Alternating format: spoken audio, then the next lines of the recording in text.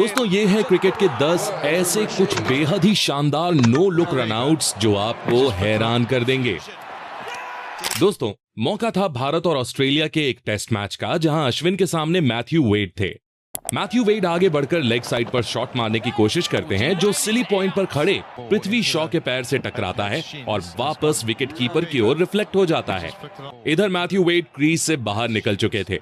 पृथ्वी शॉ के पैर से रिफ्लेक्ट होकर बॉल जैसे ही रिद्धिमान साहा के दस्तानों में आती है, वो समझ जाते हैं कि उनके पास पीछे मुड़कर स्टंप्स पर निशाना लगाने का समय नहीं है। इसीलिए वो बिना मुड़े ही अपने दोनों पैरों के बीच से बॉल को स्टंप्स की ओर ग्लाइड कर देते हैं और उनका निशाना सटीक साबित होता है।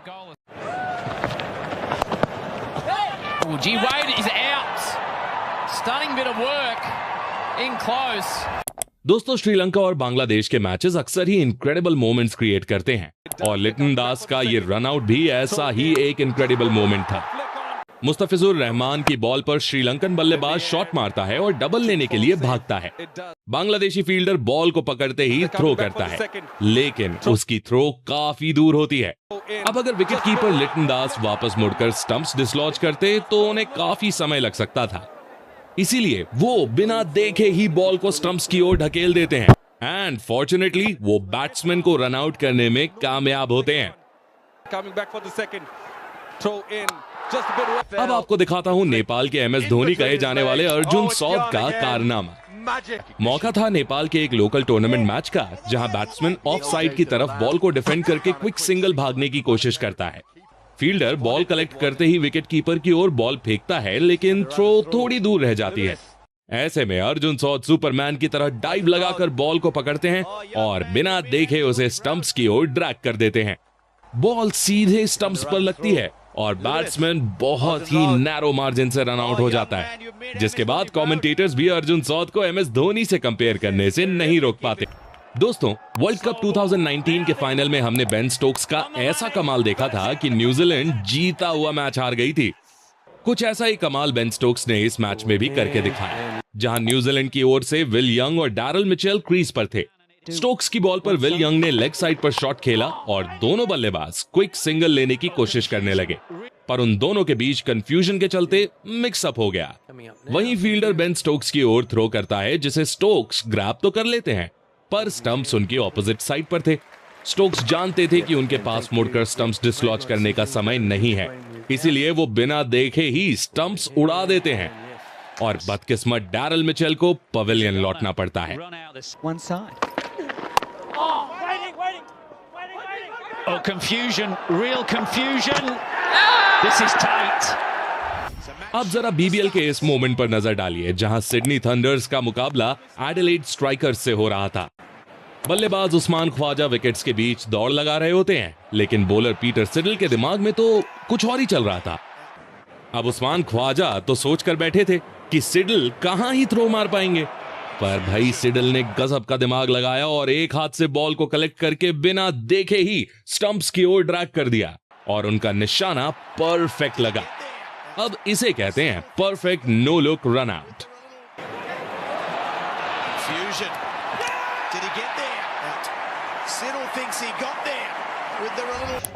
इस बार मौका था इंग्लैंड और पाकिस्तान के मैच का, जहां बाबर आजम 80 रन बनाकर बेहतरीन बल्लेबाजी कर रहे थे, लेकिन फिर आदिल राशिद की एक बॉल पर बाबर और उनके साथ क्रीज पर मौजूद बल्लेबाज के बीच सिंगल लेने को लेकर मिसकम्युनिकेशन होता है, जिसके कारण बाबर क्रीज से काफी दूर निकल आते हैं। इतने में विकेट कीपर बॉल को बॉलर की ओर थ्रो करता है, लेकिन आदिल राशिद बॉल पकड़ने के चक्कर में ऐसे एंगल पर आ चुके थे कि उनका सर स्टंप्स की ऑपोजिट डायरेक्शन में था। ऐसे में उन्होंने जल्दबाजी में बिना देखे ही स्टंप्स की ओर थ्रो कर दिया और निशाना बिल्कुल सटीक लगा, जिसके बाद बाबर मियां को पवेलियन वापस लौटना पड़ गया।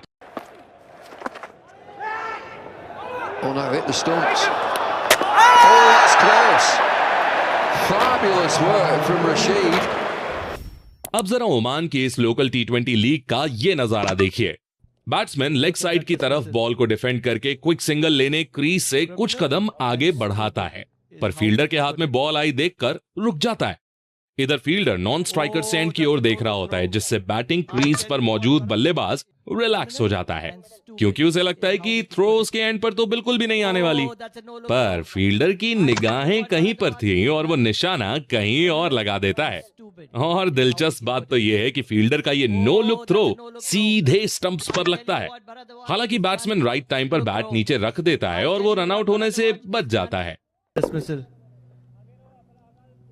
Criminal and stupid is how we can put it. Oh, that's a no-look throw. I tell you what, Bharadwaj is done. दोस्तों, मौका था यूएई की इंटरनेशनल T20 लीग का, जहां बल्लेबाज एक स्लोअर बॉल पर ऑफसाइड की ओर शॉट मारता है, लेकिन बॉल थोड़ा ही दूर जाती है, जिसे विकेट कीपर स्ट्रेच करके पकड़ भी लेता है। अब बल्लेबाज यहां कुछ समझ नहीं पा रहा था, क्योंकि उसे लगता है कि विकेट कीपर बॉल को वापस बॉलर को लौटा देगा और नेक्स्ट बॉल फेंकने की तैयारी शुरू हो जाएगी। पर विकेट कीपर महाशय तो कुछ और ही सोच कर बैठे थे। वो बिना देखे ही बॉल को स्टंप्स की ओर थ्रो कर देते हैं और निशाना सटीक लगता है, जिसके बाद बैट्समैन को हैरान परेशान होकर पवेलियन लौटना पड़ता है।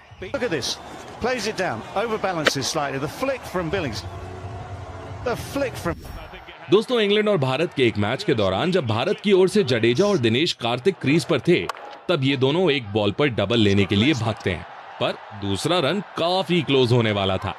बाउंड्री से इंग्लिश फील्डर थ्रो मारता है और वो बटलर के दस्तानों में पहुंचती है, लेकिन बटलर ये भांप चुके थे कि अगर वो टर्न लेकर स्टंप्स में बॉल मारेंगे तो शायद वो लेट हो जाएंगे।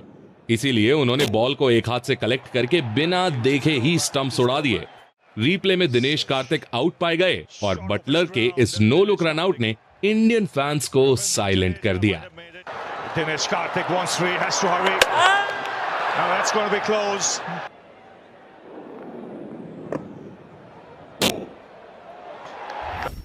दोस्तों, मौका था भारत और बांग्लादेश के एक मैच का, जहां बांग्लादेश की ओर से मुशफिकुर रहीम बल्लेबाजी कर रहे थे। जडेजा की बॉल पर रहीम ऑफ साइड की ओर कट मारते हैं और डबल लेने के लिए भाग पड़ते हैं, लेकिन बाउंड्री पर मौजूद फील्डर काफी अच्छा थ्रो करता है। पर यहां दिक्कत यह थी कि MS धोनी स्टंप्स के सामने खड़े थे और उनके पास इतना समय नहीं था कि मुड़कर स्टंप्स पर वो थ्रो लगाएं। एक ऑकवर्ड पोजीशन पर खड़े हुए धोनी ने अपना मास्टरमाइंड लगाया और दोनों पैरों के बीच से बॉल को स्टंप्स की तरफ धकेल दिया, जो सीधे अपने निशाने पर लगी। और MS धोनी विकेट कीपिंग में एक नए चैप्टर की शुरुआत कर देते हैं, जिसे हम नो लुक रनआउट बोलते हैं।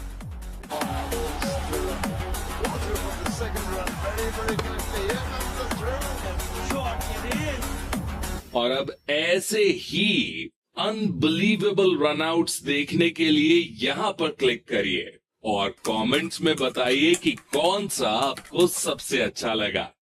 और हाँ, साथ ही हमारे चैनल नॉन स्टॉप क्रिकेट को सब्सक्राइब भी कर लेना। धन्यवाद।